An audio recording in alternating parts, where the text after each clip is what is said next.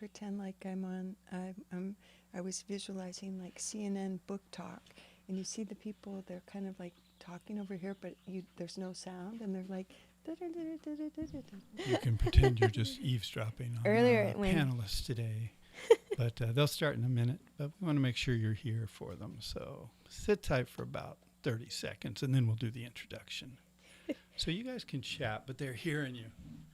Don't say anything you don't want them to hear. So cool. I live, if my social is.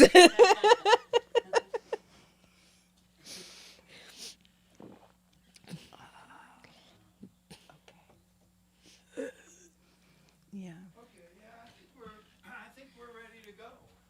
Everybody feel like we're ready to go? Yeah. Oh, cool. We got like nice Oh, yeah. flashing, like that's the airline kind of, I directional. have thing my own coming from club you. with me all the time. Okay, so the official introduction then. I think we're ready for it. I don't know whether they're hearing me or not, but I think they are, because I'm up here and the headphones are back there. All right, so thank you very much for coming out. We've been doing a series of conversations on the stage for the last couple months. This is about the fifth, we think. We don't particularly remember exactly. But Denise Sullivan signed on to present a series. It's going to be the second Sunday of every month. Yeah, that's the plan. So stay tuned. Plans do shift around, so you'll want to not take anything for granted. But that's a good reason to look at the website for the bookstore once in a while, and to even sign up for the bookstore's newsletter there. That kind of helps. But I think it's going to be nice and consistent. Denise Sullivan's been writing a column always in the Examiner, or has it had other homes? The Yeah. San Francisco Lives column is strictly Examiner. Right, and been doing lots of other journalism and books along the way, but we're very conscious of that wonderful column, which this is kind of spinning out of. So Denise Sullivan on your left, on the camera's left, that's SF Lives is that column, and we're associating that with this talk stream. I hope the Examiner doesn't mind. If they do, we'll start calling it something else. So today she's talking to Anna Lisa Escobedo, who's here to chat about arts and equity and community and networking, artists and audiences into what's available in this wonderful world, with a little post-pandemic kind of slant on things, but we'll let them shape the conversation. So thank you for being here. This should go till 11 o'clock, and then we got to get the store ready to open at noon. So feel free to come down at noon. Okay, thanks. Enjoy. Thank you, Eric, for that fine introduction, and Bert and Beckett and Jenna and all the staff here. Again, my name is Denise Sullivan. My guest is Anna Lisa Escobedo, and we're honored to be here to start this series and this conversation as we go into the deep breath reopening of our city, right, as the week comes on. I want to first say that Anna Lisa and I don't speak for the store. We don't speak for our respective workplaces or anyone other than ourselves today, as we get into the what they say, we get into the weeds of our city, its policies around arts, culture, equity, and other random things that may come up. One of the reasons I asked Anna Lisa, who is a colleague, a friend, a community advocate, and member of several communities that I consider myself a member of, the reason I asked born and raised in Los Angeles Anna Lisa to speak to San Francisco is that she knows the city better than a lot of people I know who were born and raised and have lived their whole lives here. And she comes up with stuff that I was like, wow, we never thought of that. And we need more people like her involved. That's what I'm going to say at the outset. But first of all, hello. Good morning. Good to see you. Good to be with you again after all these months. It's been a whirlwind, and oh my goodness, I can't believe I'm right in front of you. You're like the third person I had in front of me. Yeah, it's been a time. I mean, I've been up to this bookstore and to several bookstores, haven't done much of anything else. How did you spend the pandemic when we should say that you are presently working for one of our cultural institutions? I'll let you elaborate, but how did your workplace handle it, and what were you doing in that shutdown period? Well, like everybody else, we didn't know.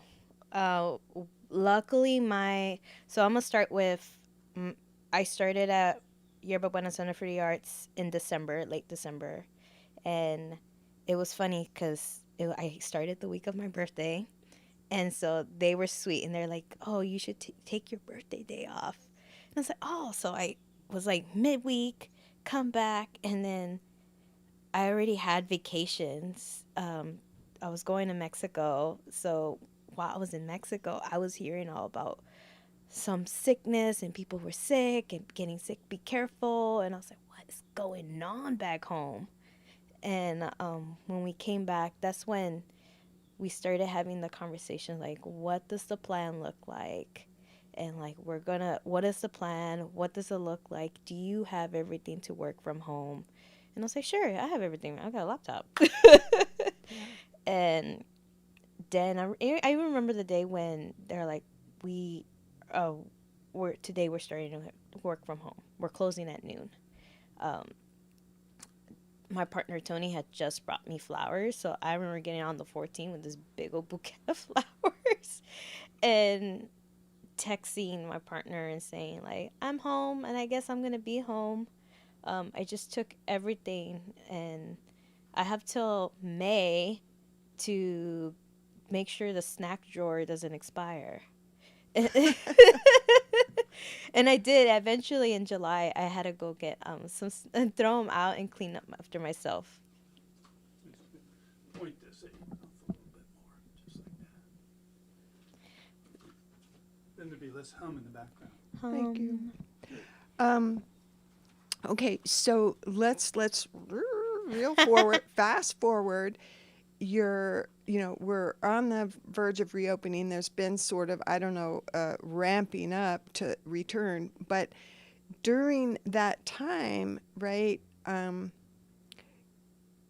you were presenting or brainstorming ways that the public could engage with art. I mean, I know this is a lot packed into one question, but from here to there, what's the status of the museum right now, and the opening, closing, outdoor, indoor, just to bring us up to date?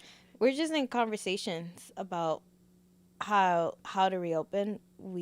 I appreciate my work like asking us like how comfortable, where do we stand, what are barriers, like for me, like to where I live in Bernal Heights, to go downtown, like how do you get there? And I'm saying, well, I will ride BART, and I will sometimes take the 14, and public transportation has been cut. It's starting to ramp up, but those are like my biggest barriers. Like, I don't know how I'm gonna get to work, and I don't know if I'm safe to get to work, and then of course me myself and I was like, well, I have to restructure my life again to get up and go to work. It's like, wow, that's like 30 minutes, maybe to an hour to get downtown. Like, what time do I have to wake up again? What was it the time I used to get up? How did I used to do this? So that's kind of where we're at. We're just like seeing, learning, and looking at the various of all protocols from DPH to OC, and I don't know what else protocols out there, and other museums. Like, what are you doing? And it's kind of, I love that it's also become like a community of feedback. Like, what are you doing? What do you think? What questions are you asking? So it's kind of like we're all trying to, it's a little community of safety that everybody's trying to figure out. Recently I talked to somebody from the Jewish Contemporary Museum, and they're like, how can we, I was telling them about one of my projects that has a lot influences with art being health, art being really in tune with health and wellness, and we need art to be healthy, and health is part of art, and artists is their own are essential workers and can really aid the city. So they're like, well, how can we embed that in all of everything we do that, because everybody's going to need that. So it's kind of like that plant seed. It's like, ooh, that'd be great. Let's Right. continue this. How does this look like? And also including like, well, how are you? Like, really, how are you? Right. Right, right. I appreciate that, your, YBCA, Yerba Buena Center for the Arts, is conscious and becoming more aware of these kinds of considerations, right? And we talk about this a lot and kind of on our off time, private time, but it's also an area that I feel like you've really made progress and inroads in, inclusion at museums and cultural institutions. This is a discussion that's very much on the table right now. You happen to work at an institution that is trying to make those efforts, okay? And we'll get to the do's and don'ts and the hows and whys of other places and experiences you've had. But let's go back in time to how you got interested in art, visual art, and your own experiences with visual art, and B, into cultural and museum studies. Like where was the starting place? And then we'll go through your journey. Well, if I really wanted to tell you the starting place is when I was a little kid, I used to draw, from like redrawing loteria cards with crayons, and I used to be like, why do I get this? I remember thinking like, Mom, I don't want this kind of paint, but I didn't know what kind of paint I wanted, and of course we couldn't afford paint, so it's just so I used to just draw everywhere to that kid that would take the crayon onto the wall. It just, I don't know what it was. I knew what it was back then, and I do remember like family members telling me, Mija, you're not gonna make money. And I do remember like having to switch things around and being in the I don't know what to do. And it didn't take until I was a senior in high school where a friend was like, be in a class with me. And at that time I had worked up. I was working, and in high school I was working, and I was trying to just get out of high school. Like, that was the goal. I was like, I just need to get out of here, push myself. As soon as I'm 18, I'm like, nobody's holding me down. The shackles are being released. And I was able to get out of classes early because I just had all the credits and I had no business being in the school. But one of my friends was like, you need an extra elective class. Be in this art class with me. Denise, I used to always be late to it. I used to talk back to Mr. Vega, who he and I still talk to each other. And he used to be like, you're not going to pass the class unless you're here. And I was so determined to prove him, like, I don't need to be here to get an A. I'm just drawing. And I was like, watch, I'm going to do something where I don't have anything for you to tell me. You're going to have to pass me no matter what. Like, I was just that kid. I was punk. And it took that trying to prove him, where it's funny, I feel like he proved me, because at one point I started even staying. Like, I remember I would be done with school at noon, like lunchtime, like, bye girls, bye, and I would go home, and I ended up just staying the whole class because I'm dedicated working on a project. Mind you, I also didn't have that many art supplies, so I was like, well, if I really want to work on something, I have to stay here. Right.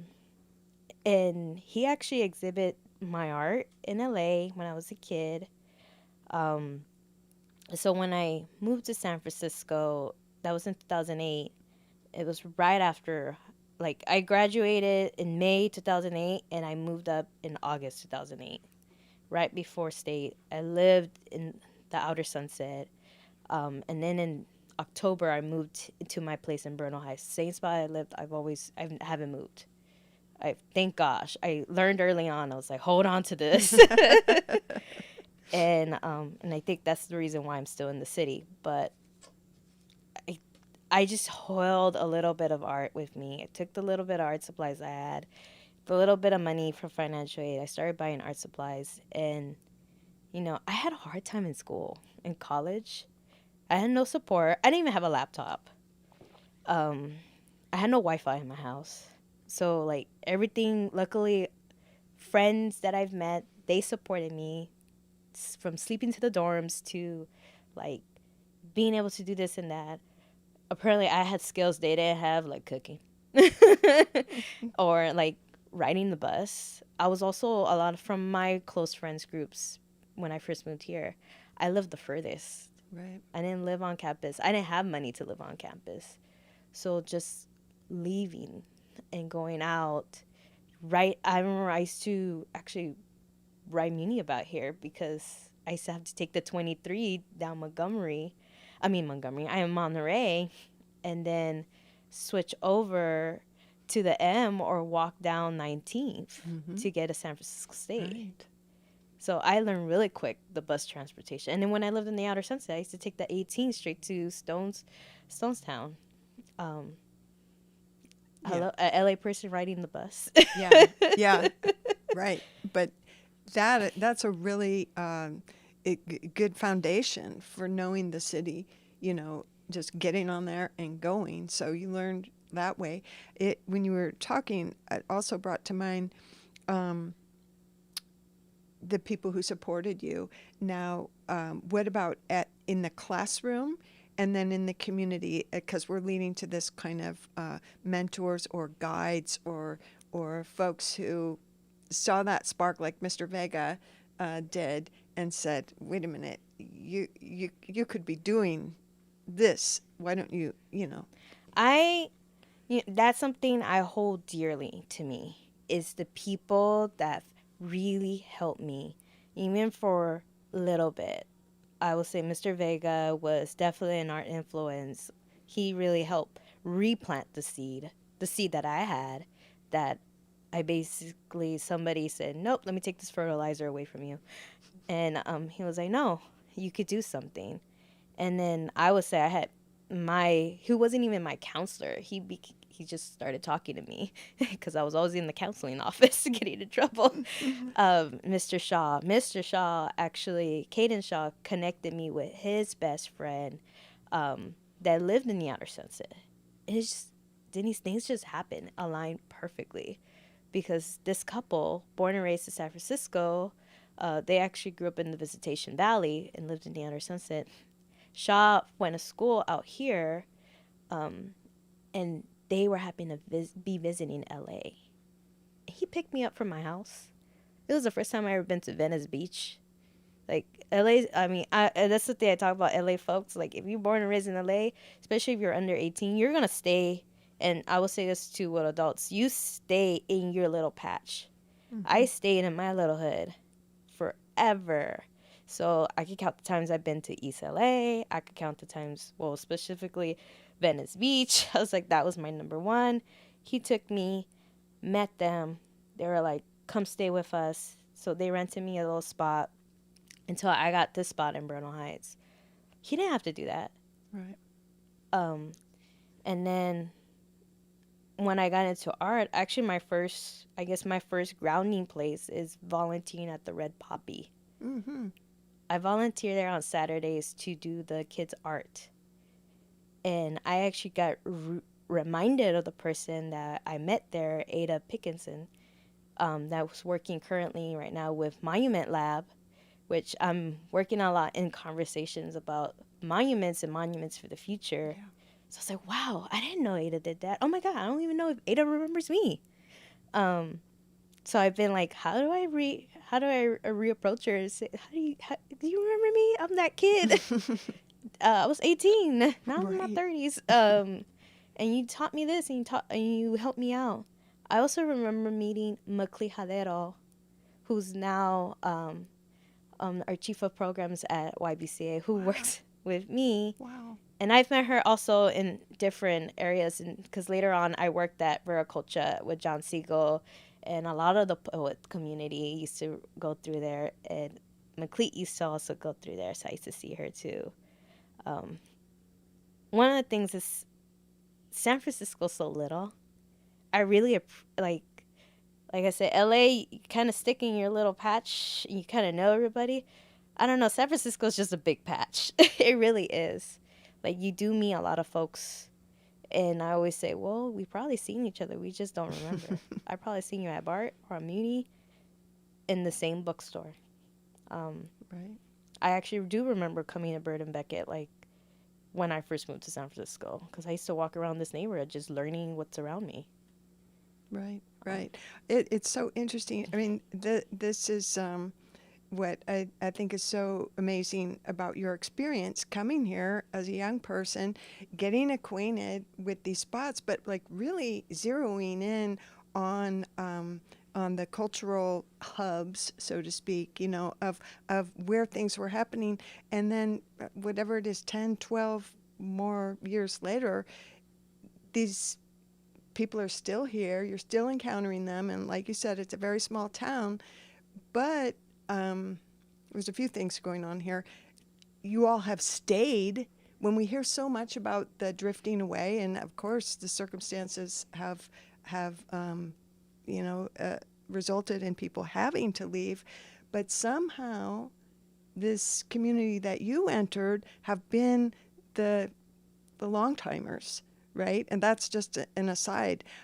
Let's continue on your journey because I know it kind of kicks up into Latino Cultural District and the work there. So, like, let's. Oh, God. Yeah, the road continues. Well, I would say, growing up, I was that kid that didn't like other kids.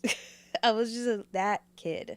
So I think because of that, I've always, of course, had my friends that were in my age group, but I think I've welcomed people of all ages into my life, and hence the reason you and I get along so well. Like, you text me, I call, we get on the phone, and we don't mind that.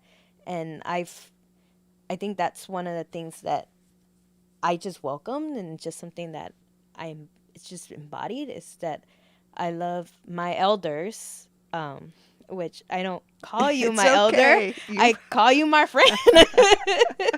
I call you my colleague. I call you my friend. And I love, thank you for the introduction. Like, I bring ideas, but a lot of times I just bring ideas because I've had great conversations from people, and that's really just helps for me to navigate, because I'm learning. I'm not all there sometimes.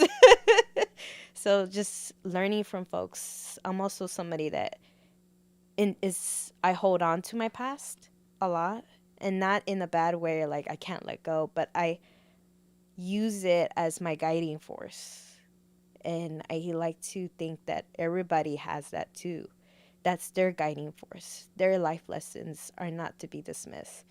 Their life lessons and their story needs to be part of the narrative in the present to move forward.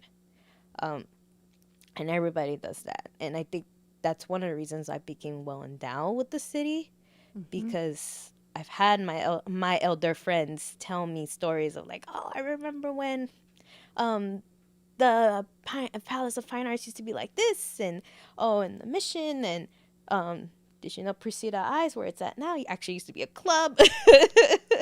Like, stories like that. I'm like, for real? Really?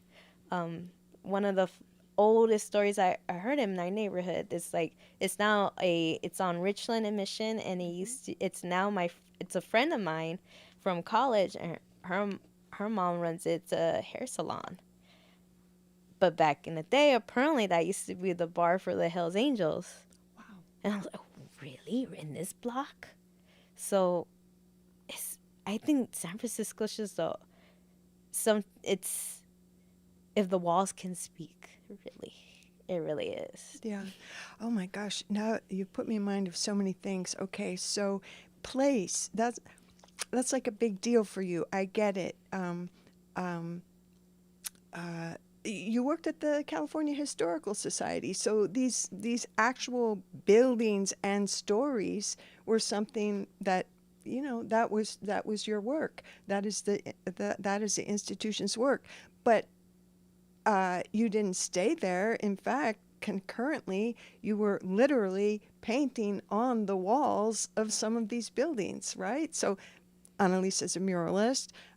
We can we can point to some of the work that you've done, and I want you to get there in a minute. But it's kind of like the road that has not been completely straight. It has all these different paths, right? That has led you to these different people, but somehow,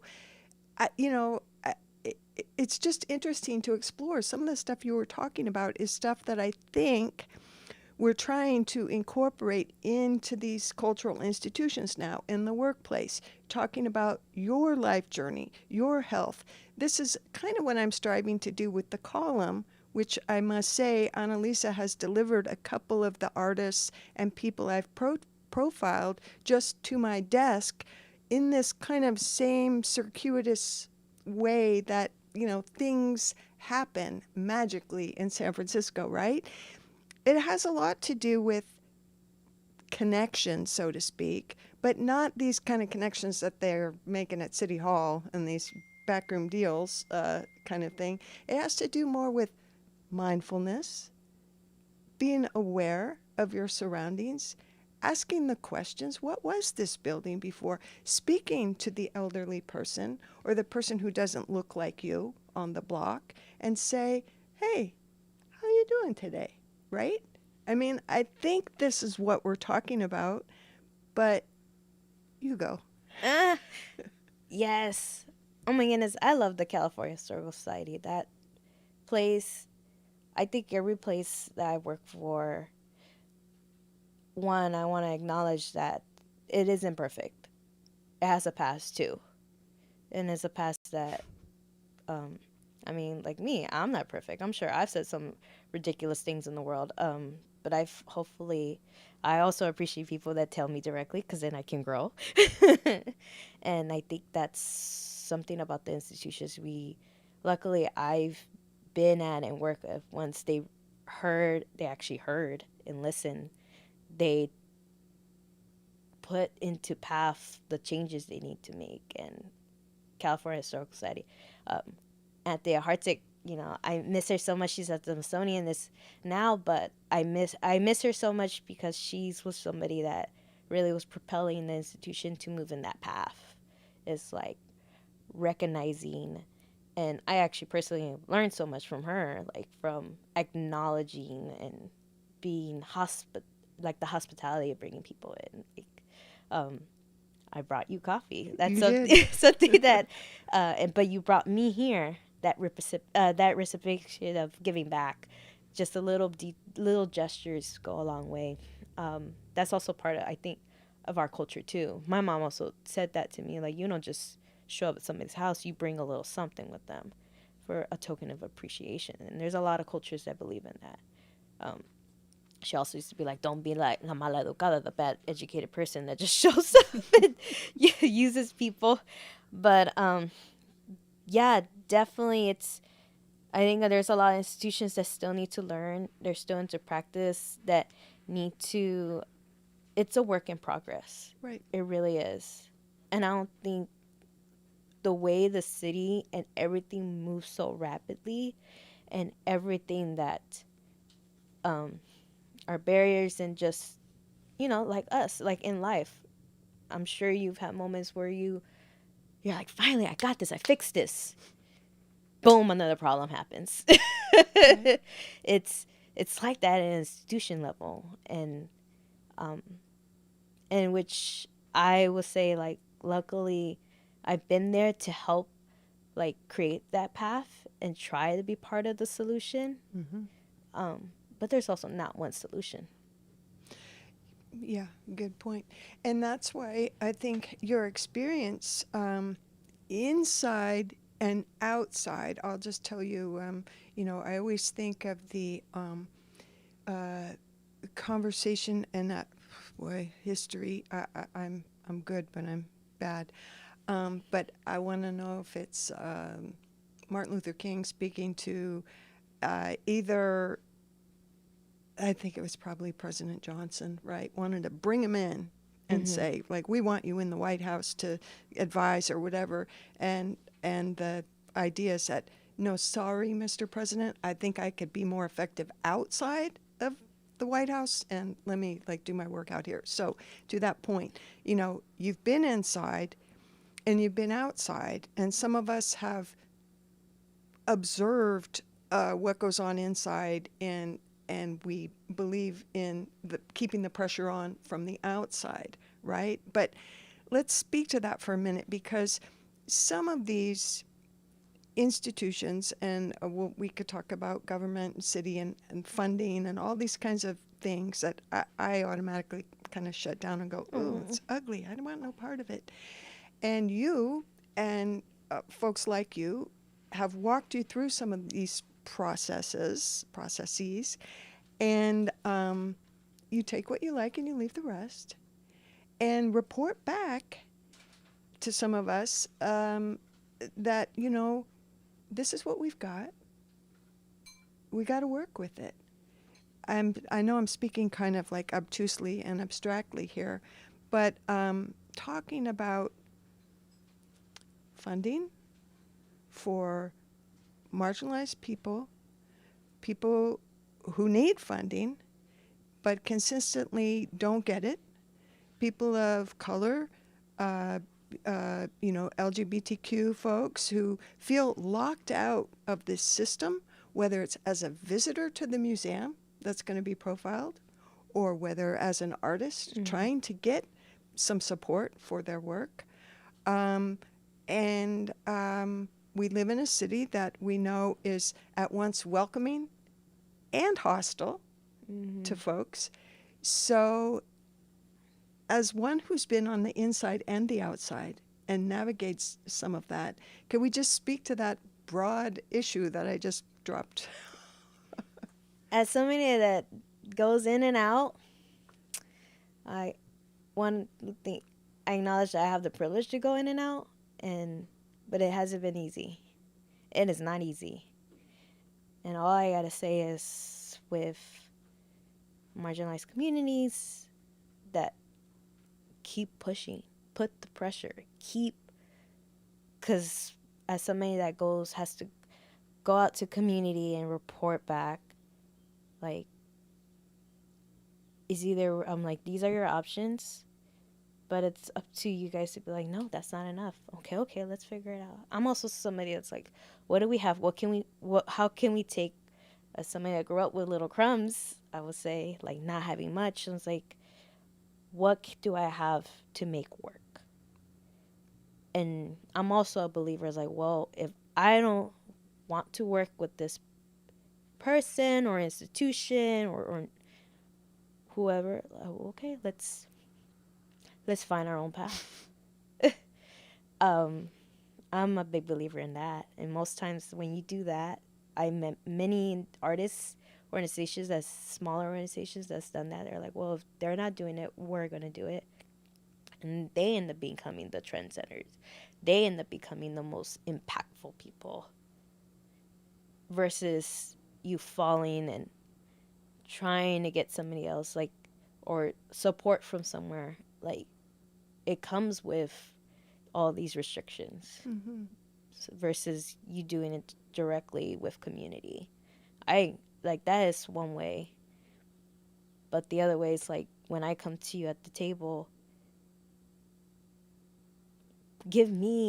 I always say, give me the power, give me the ammunition. Let me know what doesn't sit well, so I can go back and fight for you. Or even moments where I'm like, can you come with me? Right. Come with me to the table. Because I believe also in agency. Like, hey, can I connect you? Like, a little, not so much, but an example, like when I meet amazing artists and I say, hey, Denise, check out these artists. Right. I already introduced you. I already gave you, I was like, this is their profile. This is why I think they're amazing. And their work is so much important. I was like, take it, Denise. Right. Run with it. They're going to tell you now why it's important. I already gave you the little, Right. open the door, but they're the ones that are going to step into it. Right. tell me some of the visual artists and poets and other types of artists. I know you've worked with musicians and with actors. Some of them, and I would say like the elders and the experienced ones and the younger ones who have kind of showed you the way, so to speak. Who they are? Yeah, name some names. We have a lot of Oh my artists goodness. who need some It's so love. many. One, you. Okay. I want to say you. Okay. Moving on. But definitely, like, right now, I'm in love with the San Francisco Bay Area Theater Company, Okay. SF Bacco. They just did their first live show at Brava on Friday. And I'm in love with them, and I want to really, because the conversations I had with Marcelo and Rodney, one makes me feel very homey. I'm like, wow, yeah. There's no code switch, there's nothing, but there's also them, like, they're also solution finders too. So it's like, even for me, and when I get stuck and I'm like, oh, this is what's going on, what do you think? Well, they tell me what I think. And they don't just tell me, like, oh, you need to do this. We should do this. Mm-hmm. And it makes me want to just be like, no, I'll do it then. Thank you. So This is an organization that's hung on for a long time. oh my goodness, yes. And they've been, like, actively during the year with their productions and their shows. They've switched everything to Twitch. They've been doing live shows. When I got introduced to them, they were already working with the African Cultural District and creating they still are. I would say that they're still trying to, like they're solution people. So they're figuring out, like, what can we do? How do we activate? And I work with them because I was doing the SF Creative Corps, and we were partnering, and I was like, who in your community that are BIPOC representing, LGBTQ plus representing, and really want to work and need to work, and believe in art is healthy, and want to take this challenge, because it was challenging. Oh, we should say that the Creative Corps were kind of like the artistic ambassadors on the street during the pandemic that were performing whatever their art was live to crowds on the street, masked, etc. It was a kind of whole thing. It was something that never really been done before. Like, the way I would describe it was like, when you go to farmer's market, you see a performer. It's like, we're doing something like that, but not that. And they're like, what is that? I was like, I can't really describe it. But the invitation was like, are you willing to come with me and figure that out? And they, I know you cover Leticia Durante, amazing, and so funny, like, chingona homegirl, and I just love her, and they are somebody that I remember when they wrote to me and they said, oh, thank you didn't have to do this, and I was like, I didn't do anything. I didn't do anything. I just told Denise about the work you did, and I was like, everything else you've been doing the work. It spoke for itself.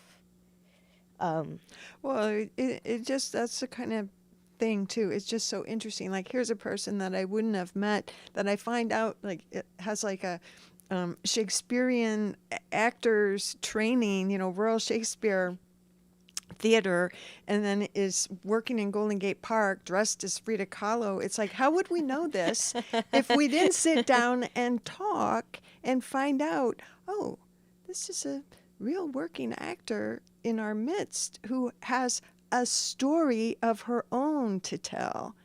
And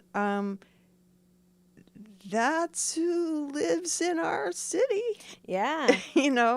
And that's all we're trying to do. And this is why I appreciate you and the work you do, because you connect us, you open our eyes to the beauty that's around us. And, we just lived here.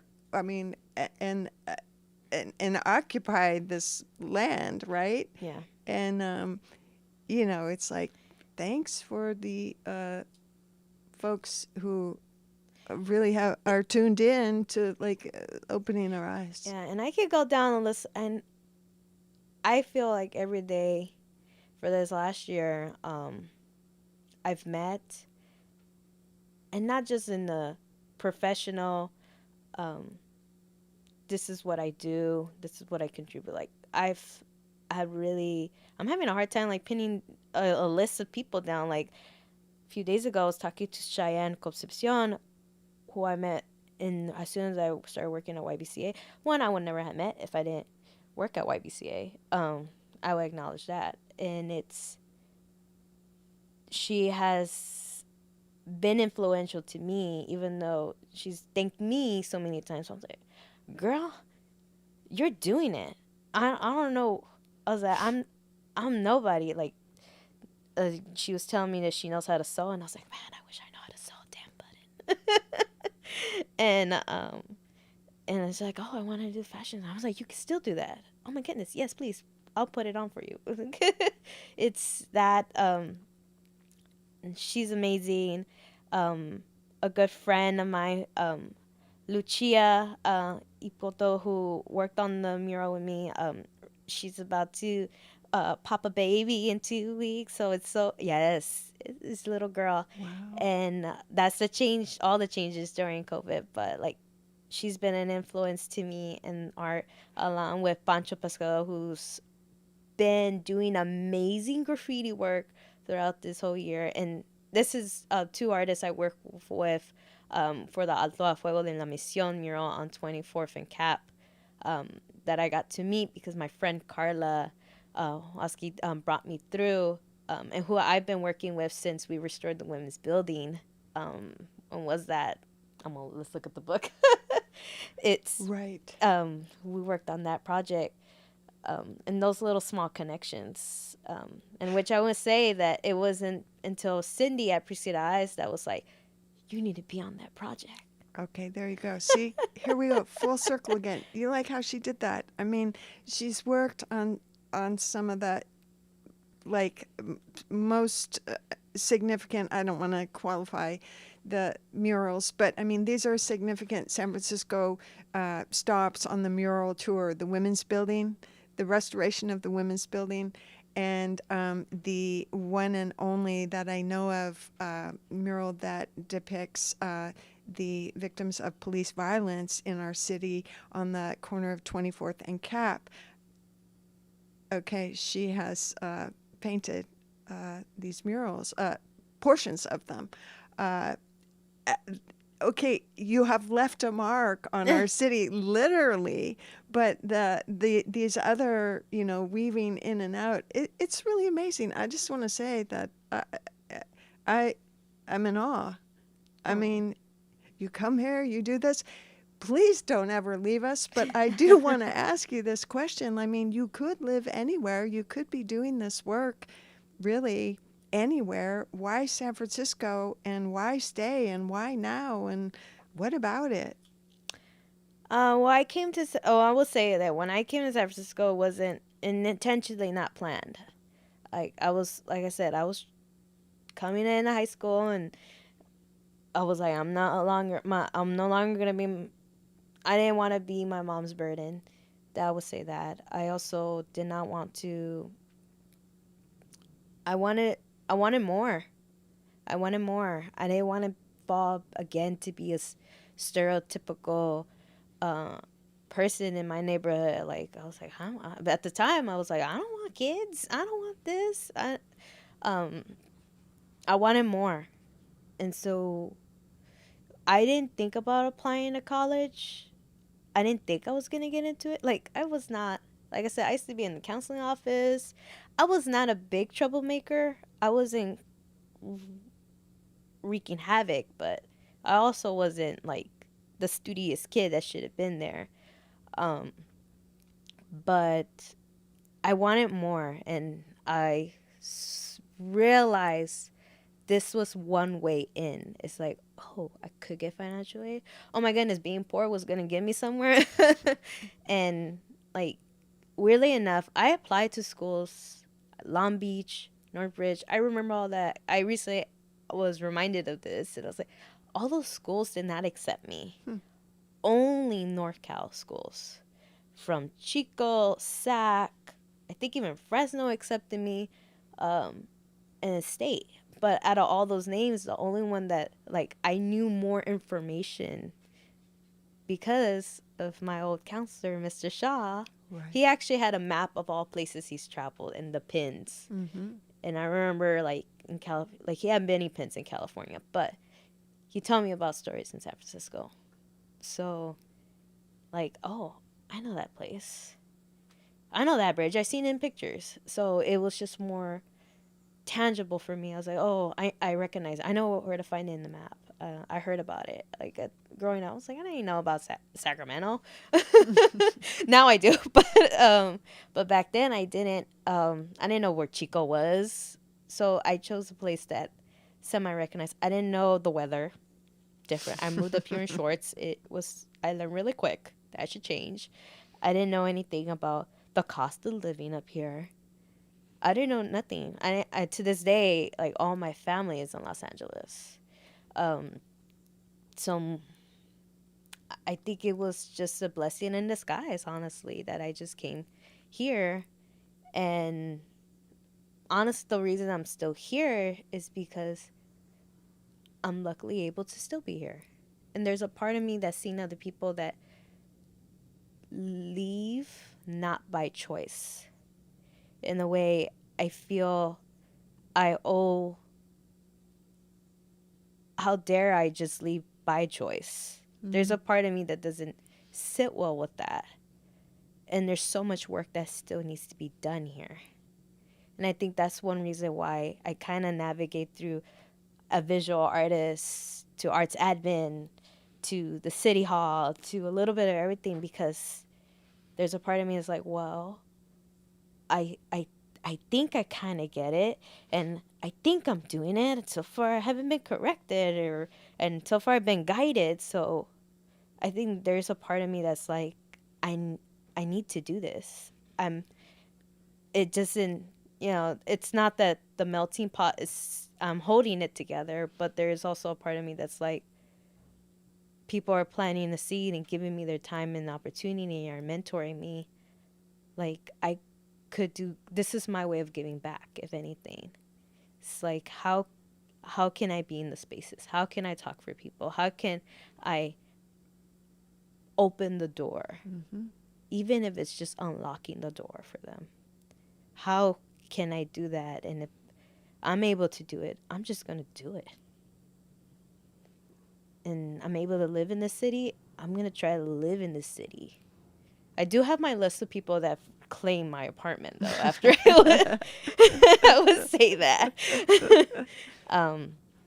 Which I do remember them, and I do make space for them, and but anywhere in the city, my mom used to call me La Maleta, the luggage bag. She'd be like, she's funny. She'd be like, you look the same every day, and you take as long every day to get ready, but you're never home. You're like a luggage bag ready to go. People just pick you up, and you don't ask questions and go. I'm also a Sagittarius. Maybe that's why. And I've always been like that. Like, I've worked hard to be able to go to places. So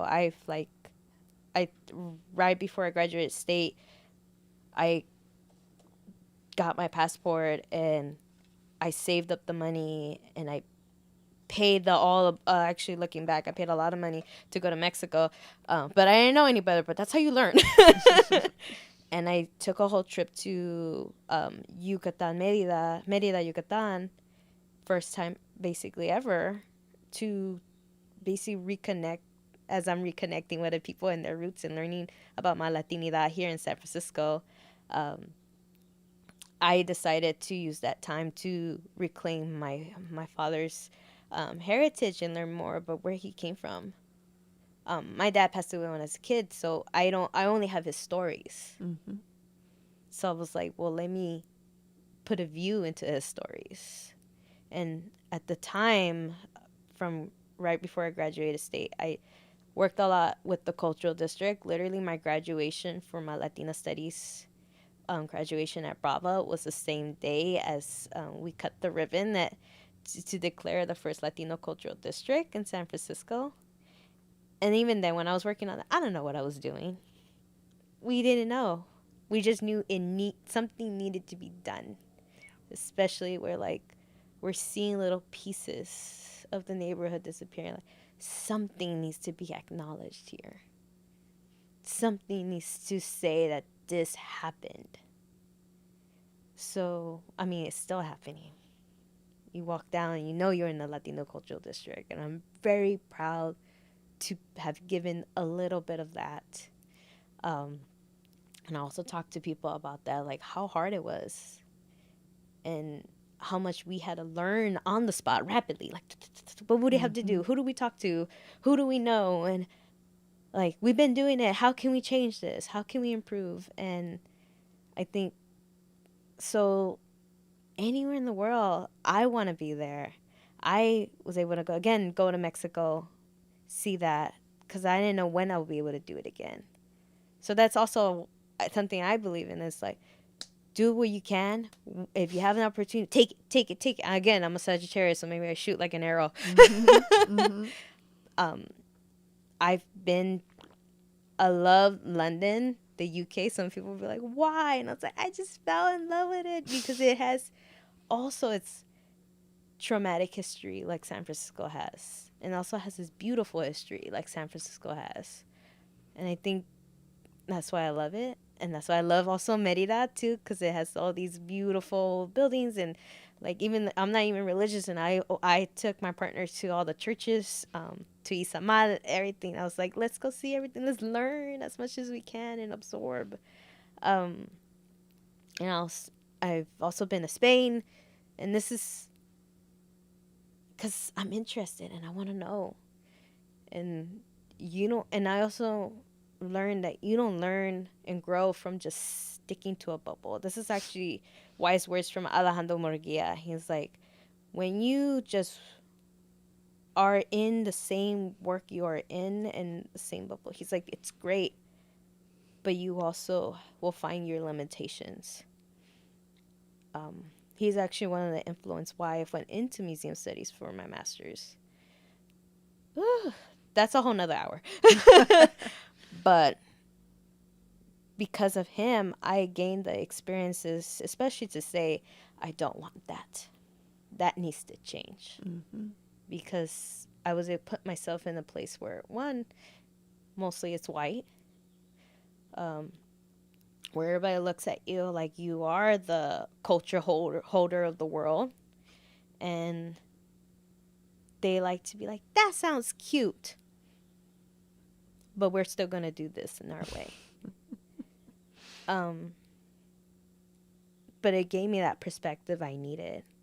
And I think that's what actually gave me more of a thicker skin to be in a larger institution and to be in the spaces of large institutions.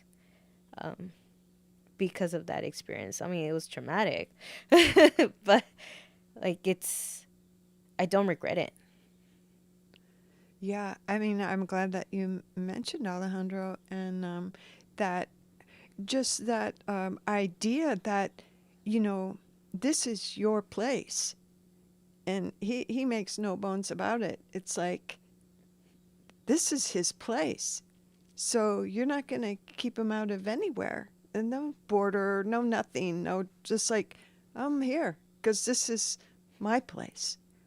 And I think he passes that on to his students and pretty much anyone around him within earshot. You get that, and that kind of moving from inside, poet laureate inside, and then outside on the street, and kind of like that's a whole life. I mean, it's a holistic kind of approach to being a Californian, a native, so to speak, an indigenous person who has, if not more, claim. Mhm. Uh, you know, Yeah. you're here. And I was so lucky that, well, things just happened, Denise, that he, and I can connect. Because of him, I met Mia Gonzalez. Mia Gonzalez introduced me to a lot more of like the art and learning more. She taught me what Day of the Dead is, and because of her, like, I started making altars, um, and I got actually interested in gallery spaces because of Mia Gonzalez.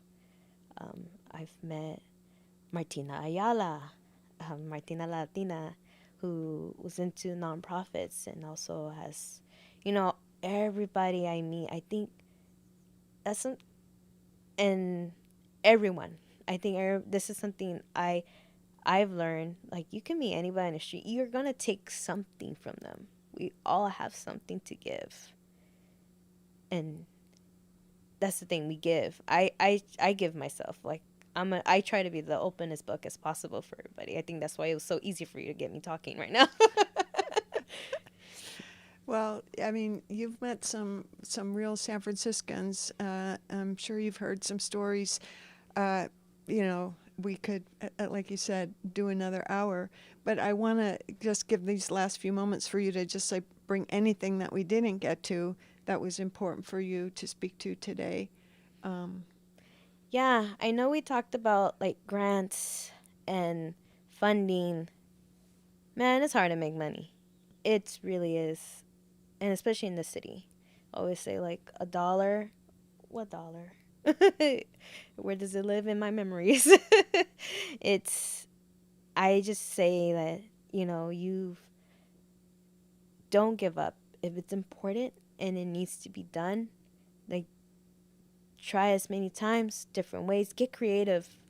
It's like people with the less, as somebody's learned, is like people with the less supplies and degrees or means are the most creative and influential people. And my mom will be like, ponte trucha. Like, hustle. Get it. And I've met some amazing hustlers out here. They just are on it. Like, don't give up. Like, I always think about, if I wasn't doing what I was doing, what would I be doing? I'm like, I have no clue. If I was retired, if I ever get to that, oh my God, I don't know what I would do. In which, thank God you were anyway, Alejandro Murquia, because he's basically retired. And I always say, like, he's always doing stuff because that's all we learn to do. Is like, and we're creators. And so we want to keep creating no matter what. So I just want to say that it's like, most likely there's somebody out in the world that we think that are successful but are working every day to stay successful. And same with us. So like, I'm working every day. Some people may see me as not successful, but I'm like, man, looking back to yesterday, I woke up today, that was a success. And I think everybody, like, every day is a blessing, and every day, like, you give a little bit and you work towards it. Consistency is key. That will be your success. Wow. Well, I mean, I just have to thank you again for all that you've done for the artists and the people and the elders of our city, and keeping the arts alive and active during the pandemic, and now going into this reopening. Be safe out there, and all your people, and keep making change at the institutional level and at the personal level. And, it's just what an honor and a pleasure to see you again after all this time and be here and talk for an hour. And we've got to do it again.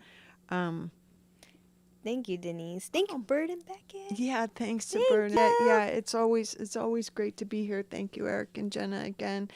And I think we're going to be back in, a month, the second Sunday. I think next time we're going to talk to, I believe, one of my colleagues at the in the independent journalism business, Kelly DeSaint.